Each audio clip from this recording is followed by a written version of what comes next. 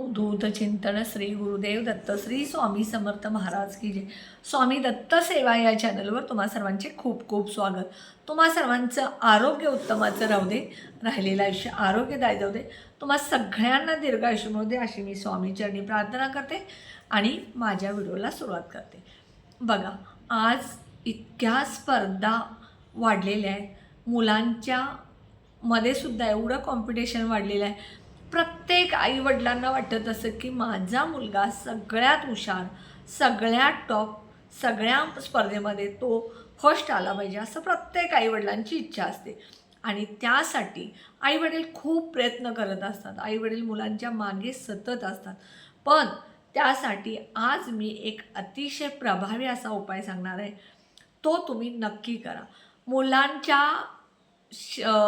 म्हणजे जी लहान मुलं असतात त्या लहान मुलांना लहानपणापासूनच काही गोष्टी जर तुम्ही शिकवल्या तर त्यांच्यामध्ये कॅच करण्याची स्मरणशक्ती जास्त असते आणि ते लवकर त्यांच्या लक्षात राहत असतं। म्हणून प्रत्येक आईवडिलांनी लहानपणापासूनच मुलांना चांगल्या गोष्टी शिकवणं, मोबाईलपासून लांब ठेवणं हे आईवडिलांचं काम आहे। हल्ली प्रत्येक घरामध्ये जर तुम्ही बघितला तर लहान मूल जेवायला, दूध पिताना, काही खाऊ घालताना त्याला मोबाईल लावून द्यायचा, कार्टून वगैरे, आणि त्या मुलांना भरवायचं काही खाणं वगैरे असेल तर, किंवा मुलगा रडतो कार्टून लावून द्यायचं, मुलगा ऐकत नाही कार्टून लावून द्यायचं, मुलगा बसलाय आपलं काम चालू आहे आपण काम करायचं, मुलग्याला मोबाईल लावून द्यायचा।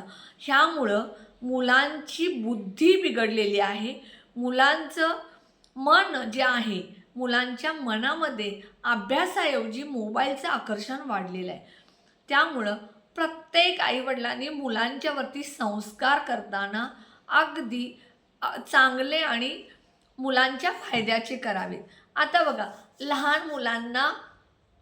लहान मुलांची बुद्धी चांगली डेव्हलप व्हावी, त्यांची ब्रेन जे आहे ते चांगलं ॲक्टिव्ह व्हावं, यासाठी आपल्याला काही मंत्र बघायचे। जेवढ्या लहानपणापासून मुलांच्यावरती ब्रेन डेव्हलप होण्यासाठी काही मंत्र, काही उपाय, काही सेवा केल्या तर मुलांचं आरोग्य तर चांगलं राहतंच, आणि मुलं जसजशी मोठी होतील, वय वाढेल तसं त्यांना त्या मंत्राचा, त्या उपायांचा नक्कीच फायदा होत असतो। तर सगळ्यात पहिल्यांदा मुलांसाठी गायत्री मंत्र दररोज मुलांच्याकडून म्हणवून घ्या। तुम्ही गायत्री मंत्र मोबाईलवर लावलाय किंवा तुम्ही म्हणताय मुलं बाजूला बसलेत ऐकतात असं नाही, मुलांच्या वाणीतून हे मंत्र आले पाहिजेत, कारण त्या मंत्रांना महत्त्व आहे। म्हणून सगळ्यात पहिल्यांदा प्रत्येक आईने प्रत्येक मुलाकडून गायत्री मंत्र म्हणून घ्यायचं आहे। गायत्री मंत्र बघा, ओम भूर्भुवस्वः तत्सवितुर्वरेण्यं भर्गो देवस्य धीमहि तत्सवितुर्वरेण्यं भर्गो देवस्य धीमहि धियो यो न प्रचोदयात्। हा मंत्र आहे। हा मंत्र दररोज मुलांनी म्हणायचं, सकाळी संध्याकाळी। बघा, पूर्वी बघा सकाळी नाही पण संध्याकाळी प्रत्येक मुलं शाळेतून आले की 7 वाजता दिवा देवाजवळ लावला की हातपाय धुवून येऊन सगळी मुलं एकत्र बसायची आणि शुभंकरोती म्हणायची। तर हे शुभंकरोतीसुद्धा तुम्ही प्रत्येक घरात आईवडिलांनी दररोज सकाळी किंवा संध्याकाळी एक वेळ तरी नक्की मुलांच्याकडून म्हणून घ्या।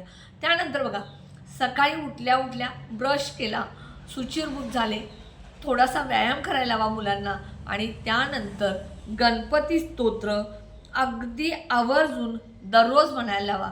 गणपती स्तोत्र म्हणजे कोणतेही कार्य करतात त्यामध्ये निर्विघ्नपणे ते काम पार पडावं, मुलांच्या शिक्षणातले कार्य अडथळे आहेत ते दूर व्हावेत आणि निर्विघ्नपणे त्यांचा अभ्यास व्हावा, यासाठी मुलांच्याकडून दररोज वक्रतुंड महाकाय सूर्यकोटी समप्रभ निर्विघ्नं कुरु मे देव सर्व कार्येषु सर्वदा।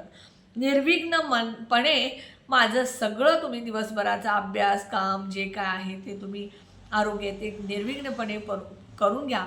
म्हणून दररोज गणपती स्तोत्र हे नक्की मुलांकडून म्हणून घ्या। त्यानंतर बघा, अतिशय प्रभावी असा मुलांच्यासाठी महत्त्वाचा मंत्र म्हणजे प्रज्ञाविवर्धन स्तोत्र। प्रज्ञा म्हणजे बुद्धी, आणि प्रज्ञाविवर्धन स्तोत्र दररोज मुलांच्याकडून न चुकता लहानपणापासूनच म्हणून घ्या. अगदी तुम्ही मुलांचा अभ्यासाला बसलेत त्याच्यासमोर तुम्ही एक कागदावरती लिहिलंय, चिटकवलंय असं नाही करायचं. त्यांच्या वाणीतून तो मंत्र आला पाहिजे, कारण त्यातूनच त्यांचा फायदा होतो. आणि 10वीला बसलाय, 12वीला बसलाय, परीक्षेच्या आधी महिनाभर म्हणा असं करू नका. लहानपणापासूनच प्रज्ञाविवर्धन स्तोत्र मुलांच्याकडून नक्की म्हणून घ्या. हे जर दररोज पाठ करून म्हटलं, तर स्वतः वाणीतून म्हटलं, तर लहानपणापासून म्हटलं, तर मुलांचं ब्रेन डेव्हलप झाल्याशिवाय राहणार नाही. मुलांच्या परीक्षेमध्ये अडथळे येणार नाहीत. कुठल्याही एक कॉम्पिटेटिव्ह एक्झाम असू द्यात, मुलं कुठेही जाऊ द्यात, कधीच कमी पडणार नाही. मुलांची स्मरणशक्ती वाढण्याची शक्ती त्यांच्या लहान वयापासूनच असते. म्हणून तुम्ही प्रज्ञाविवर्धन स्तोत्र, गणपती स्तोत्र, गायत्री मंत्र हे शुभंकरोती दररोज संध्याकाळी मुलांकडून नक्की म्हणून घ्या. त्यानंतर बघा 35-40 नंतर स्त्रियांचं किंवा पुरुषांचं आरोग्य चांगलं राहावं, करिअरसाठी त्यांच्या अडथळे येऊ नयेत, त्यांना करिअरमध्ये जर करिअर घडवायचं असेल, त्यांचं आरोग्य चांगलं राहायचं असेल, तर त्यांनी मंत्र दररोज म्हणायचे. मग कुठलाही मंत्र म्हणा, तुम्हाला ज्या देवी देवतांची, तुम्हाला ज्या इष्टदेवतेची आवड आहे त्या इष्टदेवतेचा मंत्र तुम्ही म्हणू शकता. जसं तारक मंत्र आहे, नंतर दत्त महाराजांचा मंत्र आहे, त्यानंतर अजून कुठले मंत्र आहेत, हे सगळं तुम्ही दररोज म्हणू शकता. त्यानंतर बघा, ज्यांचा देवावर विश्वास नाही त्यांनी त्यांचे कर्म चांगले ठेवले पाहिजेत. आता कर्म जे आहेत ते चांगले ठेवणे म्हणजे काय, तर आपण आयुष्यात कुणाशीच खोटं बोलणे नाही, काम प्रामाणिक करणे, कुणाबद्दल वाईट न बोलणे, ओंकार नेहमी ऐकणे, त्यांचे कर्म चांगले त्यांच्या आयुष्यात कशाचीच कमी पडत नाही. आणि जर कर्म चांगले असतील तर तुम्ही काय करू शकता, तुम्हाला समोरून यश चालत येत असतं. म्हणून कर्मसुद्धा तुमचे चांगले पाहिजेत.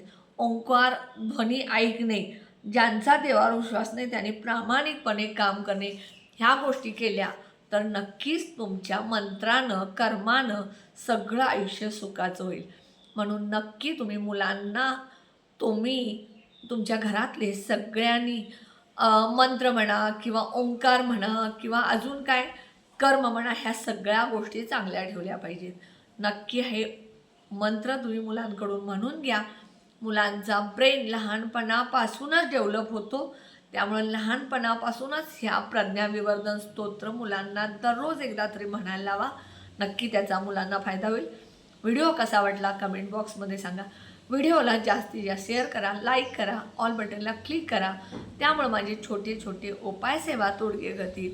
आणि जे कोणी माझा व्हिडिओ नवीन बघत असेल त्यांनी माझ्या व्हिडिओला प्लीज सबस्क्राईब करायला विसरू नका. प्रज्ञाविवर्धन स्तोत्र हे मी डिस्क्रिप्शन बॉक्समध्ये देणार आहे, नक्की बघा. श्री स्वामी समर्थ.